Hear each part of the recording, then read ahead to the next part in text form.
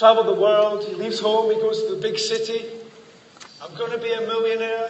I'm going to make a lot of money.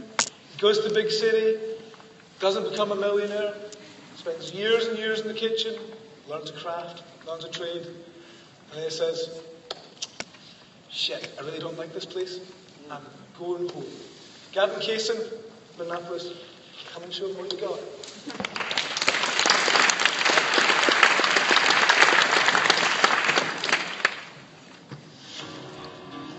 We're going to watch this video real quick.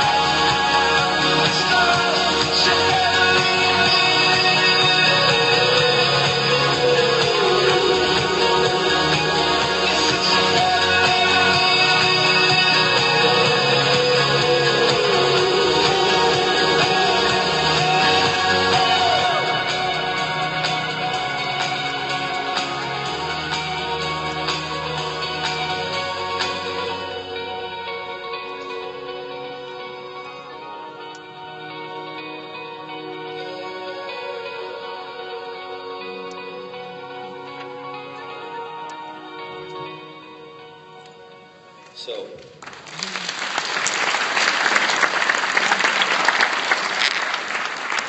that 4-minute video that you just saw is the basis of this entire presentation. I want to talk to you all about the power of a decision, the effects that it can have not only on you, but on countless others around you. In today's world, our perception of one another is not read or even heard through voice as much as it is through photos. So here's a couple of pictures. This is just through my Instagram account. So it shows my life, at least the perception of my life. Hanging out with Danielle, this is building the restaurant in Minneapolis, Spoon and Sable, when it was empty. Hanging out with my son, my oldest boy, cooking with him. And hanging out with a few other chefs. What I find interesting is, what does this really mean? I worked for Danielle Boulud for 8 years. The job landed in my lap really by way of me not knowing at all that I was even trying out. Prior to this is where I made my first decision. I decided to send Danielle a letter in 2005, which is here. What I wanted to do with this letter is I wanted to accomplish an opportunity to create a stage for myself at Restaurant Danielle. The hotel that I had been working at the time allowed me an opportunity to take 3 stages around the country. They would pay for them, and I would take them as an educational experience. That one decision, that one letter, which I love Danielle's handwriting, Cynthia, who's the director of HR, to keep that on file just in case I'm worth anything in the future. That one decision of this journey that one decision had on my life was the most obvious. I was able to converse with Danielle on a regular basis. He became not only my friend, but then he became my mentor. The second obvious thing happened. He hired me to be his chef at Café Boulud. Remembering 3 years earlier, at age 25, I was just a stage in his kitchen for 1 week. I was 28 when I took that job. I moved to New York City. I actually got the call at home. I was in San Diego, and I got the call at home on my cell phone. And we began to talk, and it was maybe 30 minutes into the conversation, I realized this is a job interview. And then that sort of the tone changed. Then I got off the phone, and I looked at my wife, and I said, so we're going to move to New York, if that's okay. Probably should have asked her before, but that's all right. It worked out well. That one letter led to many new experiences and opportunities, not only for me, but for many others that had made this decision around me. For example, currently there's 6 chefs that work for Danielle who all worked as cooks for me. I found them, they came to Café Boulud, we trained them as cooks, they moved to sous chefs, then they moved to chefs. Out of 17 restaurants, that's a pretty good statistic. Again, the lives have been affected and changed completely based on what the chef knew or the cook knew and what they were talking about in terms of taking charge in their own life. As cooks, when we grow up in this industry, we're built to just work off of a mise en place list. We're instructed to make a list every night before we leave, detailing out what we have to do. We show our chef, we show the sous chef, come in the next day, and we make it happen. We do this day after day and year after year. Then comes sort of the eureka moment, when you have the choice to do what you want to do, and you can make your own list. That happened to me after being with Danielle for about 8 years. I was still learning, I was enjoying everything I was doing, but I just was not exactly what I wanted. I wasn't able to just sit down with my team and brainstorm and create new ideas, new direction, new dish, new everything, new mantra, new culture, and then all of a sudden execute it. I still had to respect the man that I worked for. I had to respect the person that gave me an opportunity and gave me a chance to be in the big city. After the 8 years, I sat down with Danielle, and I suggested that I move on. And that was a 2-year plan to create that succession. He gave me the green light, and he said, go for it. That one letter turned into the power of belief. On March 28th, 2014, I announced that I was going to be leaving Danielle Boulud, which was big news in our world. Not only was I going to leave Café, but I was kind of his right-hand man. Everybody knew it. And then I decided that I wasn't going to Brooklyn, but I was going to Minneapolis, which was an even bigger decision, and a bigger move, and bigger news. For me, it was home, so it wasn't as big of a deal. I remember that day as if it was yesterday, actually. We were at the French Laundry, and we were training for Bocuse d'Or. Philippe Tessier was our candidate, and Thomas was there for a tasting. The news came out at 9 a.m. on Pacific Coast time. and my phone blew up. So I turned my phone off and I focused on why I was there, which was for Bocuse training. When I turned it back on hours later, the amount of text messages, Twitter, Facebook, email, everything that came in was so overwhelming that I ended up just driving into San Francisco, getting on the first plane, which was a red-eye to New York City, and I stayed up the whole flight and just responded to everybody's inquiries. But I was really shocked. I didn't understand why they had such an interest on this, why this was a big deal. And then I realized that the power of that decision and the power of the belief that Danielle had given me was not only changing what my cooks had been affected in New York City, but now it was starting to change a little bit of Minneapolis. Even my friends in Minneapolis who are in that industry started to say, yeah, we all kind of looked up and we thought, okay, now we have to get ready. You're coming in, as if I'm supposed to make that difference. A lot of my friends in New York would come up to me and they'd say, why the hell are you leaving New York City? Furthermore, why are you going to Minneapolis? And any time that I hear that, and I always tell them it's home, it sort of catches a little bit of relief. Everyone's like, okay, that makes sense. But in reality, they're still kind of questioning why I made that decision. Chefs who have trained in New York City, San Francisco, other big cities, find it much more affordable now to move back home, to open up their own restaurant. In turn, what does this do? It helps educate our country, our cooks, our guests, and ultimately the cook that used to move to a city like New York can now stay home because you've moved home, and they can train under you, which was their goal.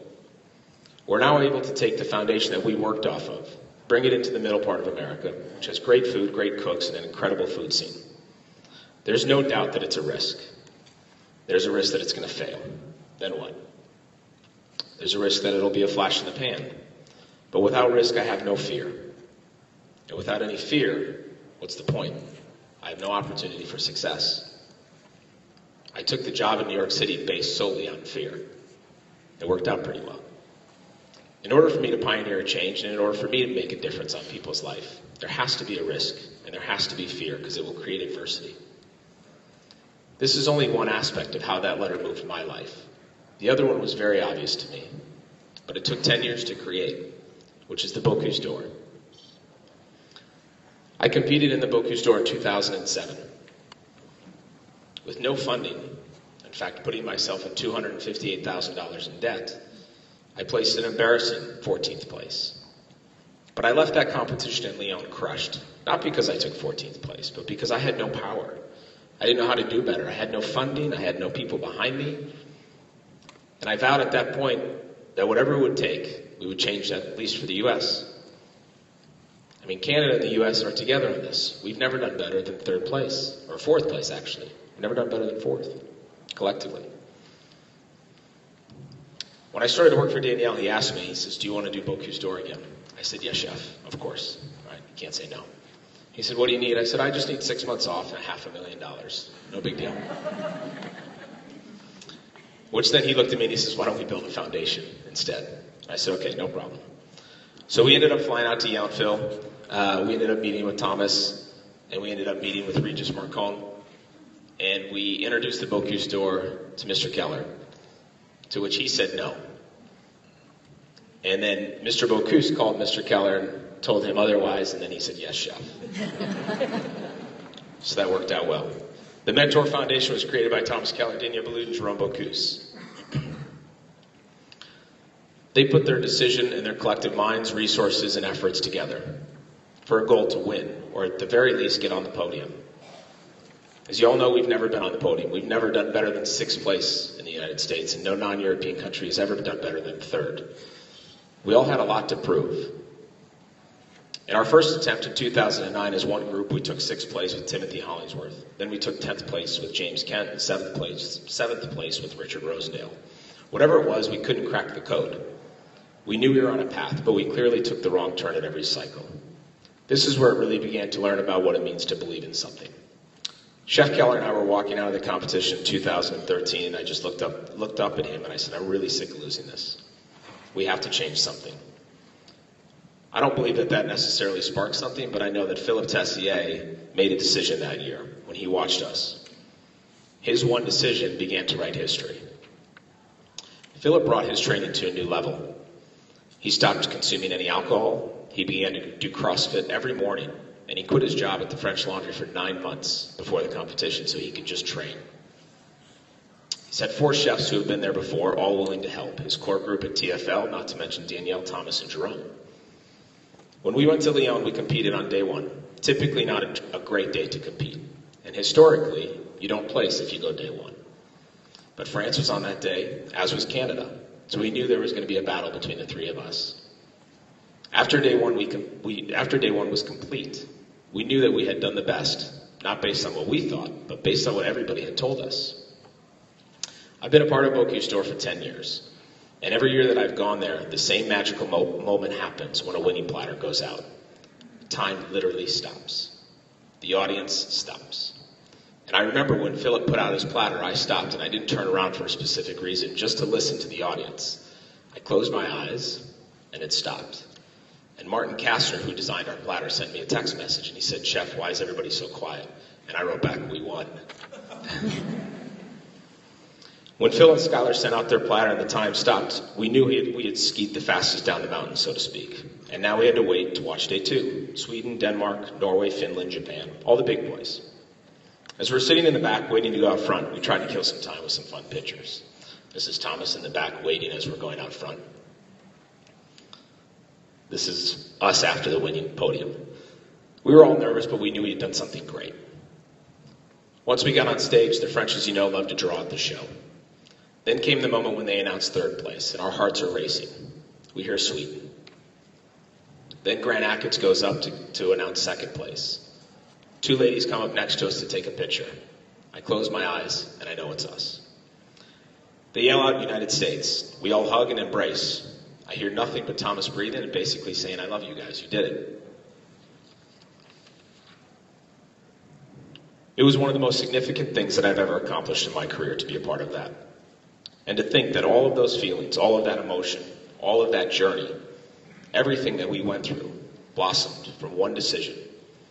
It's powerful to be around people who are willing to take the chance, the risk, and stand in front of fear. But it's even more powerful when you're the person to make that decision. Thank you.